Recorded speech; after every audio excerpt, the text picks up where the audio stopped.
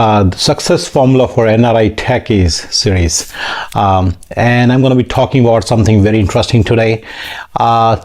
See, the real cost of owning real estate in America. Many people do not know anything about all the costs. I've tried to search online. I see so many costs there, but there are certain interesting costs that are not even mentioned there. So these things, the costs that I'm going to be talking about are going to be about owning any kind of real estate, whether it's a house or whether it's a commercial building or whether it is a multi-family home or an apartment complex. Now, this may not be, there may be additional points to commercial building buying, and there may be additional points to house buying, and there could be additional points to multifamily buying. But actually, I'm going to be talking about only like the cost of owning any kind of real estate, which I've never thought about. I would keep house in the focus. My whole idea is you should understand the real cost of owning the house, but many of these costs are kind of across the board, and you will be able to relate to those. Obviously, the very first cost is the price of the house, whether you paid cash or whether you paid in mortgage. So you have to have a mortgage payment. Sometimes there is a mortgage insurance you have to buy, and that's an additional cost, right? So this is second cost. Third one is, I'm not going to keep the numbers, it's a pretty big number. It's going to be a pretty big number. So the third one is, very importantly, people do not understand there is something called as property taxes that you have to pay. And if you're living in Texas, then the property taxes are very high. So if you're living in California, property taxes are relatively low, but then there are obviously other things. But anyway, the property tax, which is typically to the tune of 1 to 2 to 3 to 4%, depending on the state where you are at. In Texas, I think it's very high. I know in New Jersey it's 4%. In California, it's around 1%. So many people, it's a kind of a side idea. Many people who plan to go to Texas because it's a tax-free state, they should know that the property taxes are very high. And you should know that, let's say you buy a $700,000 house and 3% extra or 2% extra means about $20,000 extra. So let's say you have an income of $200,000, then that 10% that you save in California taxes is actually going towards your property tax.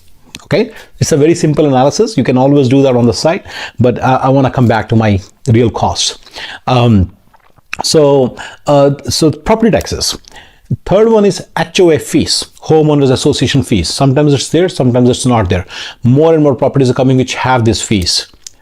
Okay, another one is Melrose. There could be additional fees. So it's interesting, how this cost of HOA fees kind of thing is hidden, or the property tax kind of fees is hidden from it. When you ask the property taxes from the realtor, they'll tell you the property taxes. They won't tell you the Melrose, that if they have to, that basically is a separate kind of, that has a separate umbrella, separate cost, but it works in the same way. You have to pay it anyway.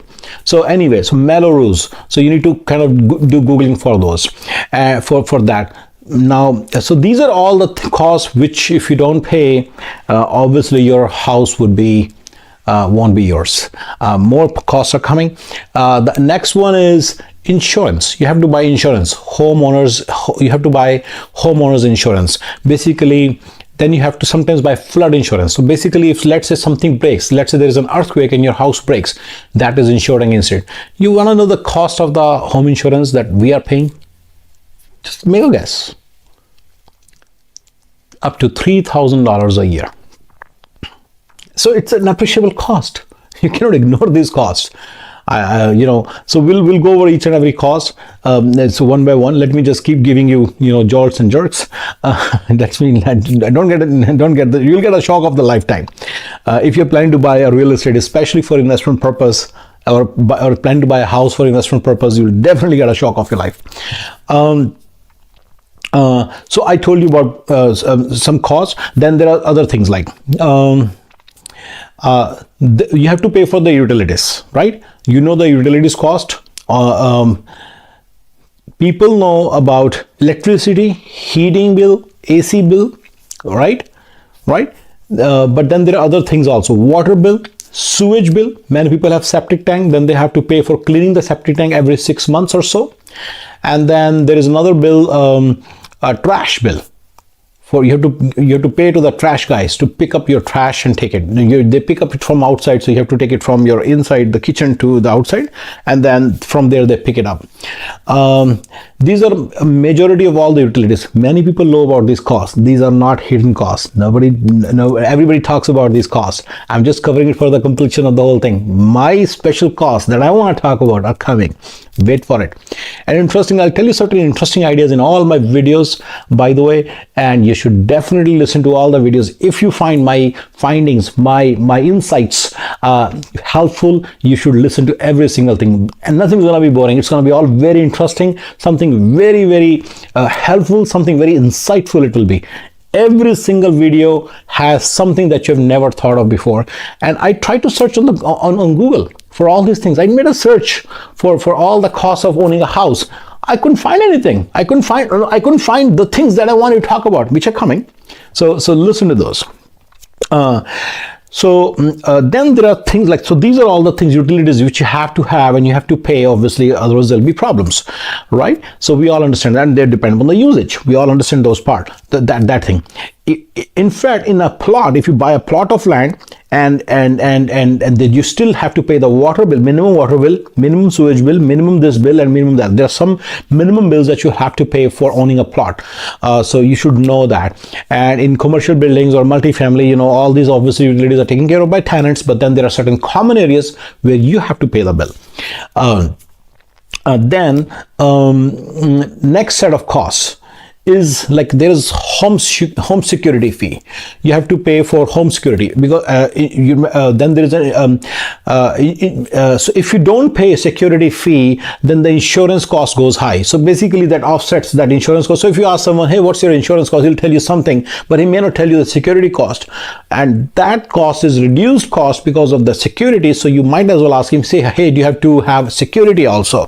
And that determines how much, obviously, the actual cost of having the insurances, because you have to have security also. And if you really believe in having security, if you're in an area where you have to have security, then obviously that's a pretty nice additional cost. More costs are coming. It's just a start. The actual costs are still about to come. The ones that I want to talk about, which people do not know, just someone never talks about it. It's kind of interesting, how people befool each other, and they never talk about these costs that I'm going to be talking about. So those are coming. You have to have, like, let's say you're living in a house and you have to have certain help. These are the things which you can avoid in many a time, because you can do it yourself, but and you may not choose to do those things yourself, and then there will be a cost. The cost of cleaning, guess the price. It's about $25 an hour. For a 3,000 square feet house, they would come in and clean it in about 4 to 5 hours. And remember, it could be quite a lot in Bay Area or in Manhattan, simply because people have to travel, and so they come from like little far off places, because those cleaners may not be living in those areas, right? So they may be coming from far off places, so they have to be paid for all that. They have to make money, right? If someone comes to your home for 5 hours, they cannot do with the rest of the 3 or 4 hours in that day. So they have to make up for they have to make it worth worth their while to come to your home and clean it. So, but anyway, the cleaning cost is around $20 to $25 an hour. It can be more, it can be way more, or it can be a little lesser. Okay, it can be a little lesser, but then that system would not work. That person would leave it because when they get a proper job or something. But don't worry, I'm going to just talk about the cost. Gardening, you have to pay the gardener. You have to pay the pool cleaner. If you have a pool, you have to pay the pool cleaner. And so these are another set of costs which you can avoid by doing the things yourself, right? Now, still, there's another set of, if you Google, you will find only these costs. You really not find out what I'm going to be talking about. Really, sometimes I wonder. It's kind of interesting how you can ignore that. See, the real cost of ownership of house is coming, and that is the cost that really tells you, which is missing in every analysis. I don't know why people don't analyze, why people don't think like this, but those are the real cost of ownership of any commercial building, any house, any multifamily.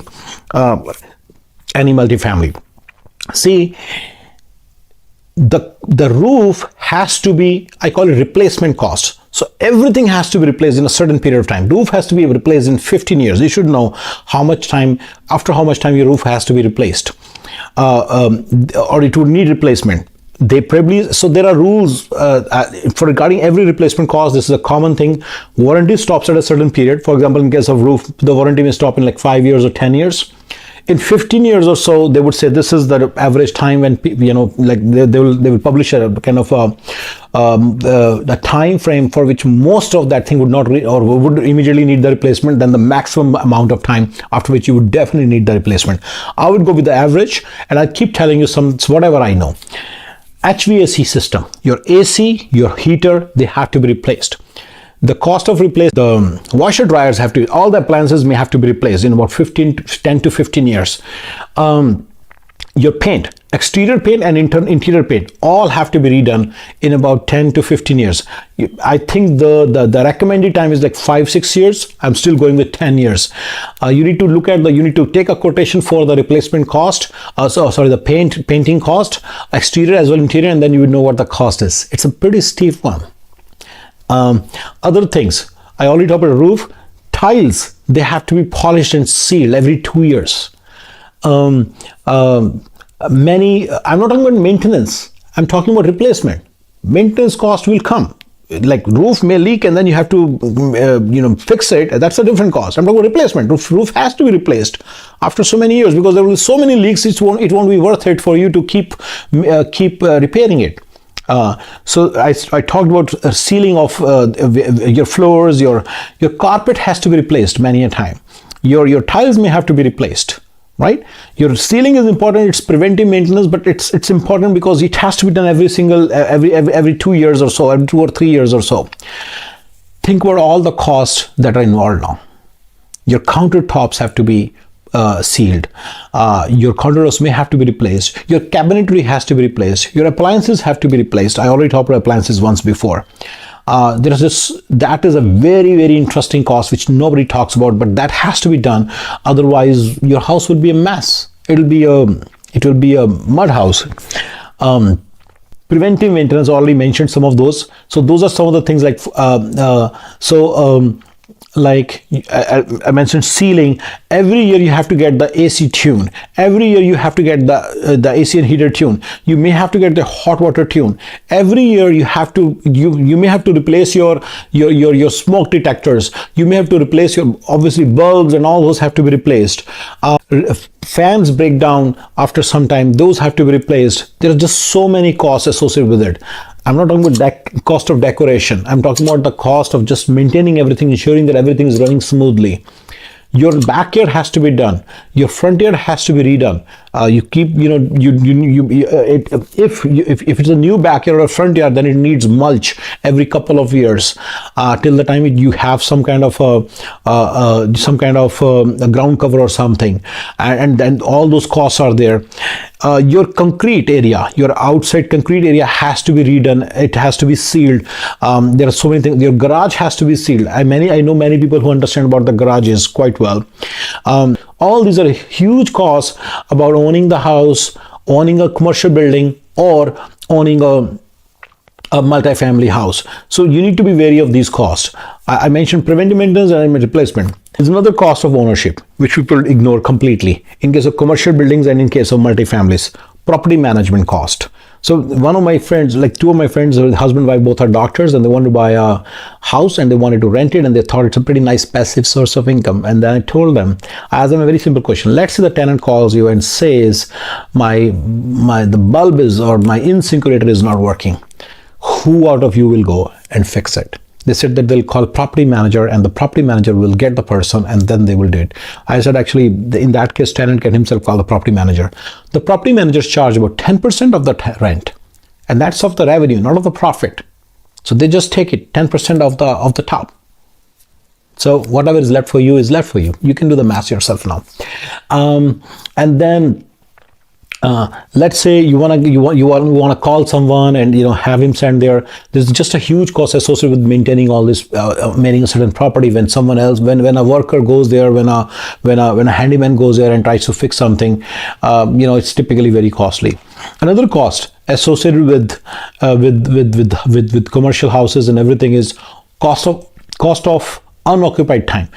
Like, for example, let's say you are having a house and you want to sell it. and you believe that because of certain reasons, if the tenant is there, you may not get the best price, or maybe that is the situation that you may not get the best price. Your realtor tells you, you have to ask him to vacate the property. You lose 2 or 3 months of rent, right? Another cost of having like this is a pretty different set of ideas, but I'll just go with it. Commercial buildings and multifamily. You know that if tenants don't pay rent, what happens, right? You know all that, right? Please Google and find out. You can easily Google and find out. So I'm not saying don't do it. I'm not the one who would ever ask you not to do this thing. There are people making money in this, but do it smartly. Do your research, do your maths, run your numbers, and take a wise decision, right? There are many other costs which under the similar headings, there are many costs which I've not talked about. There are a couple of other headings which I might have missed, and those will be coming in the next video. Thank you, guys.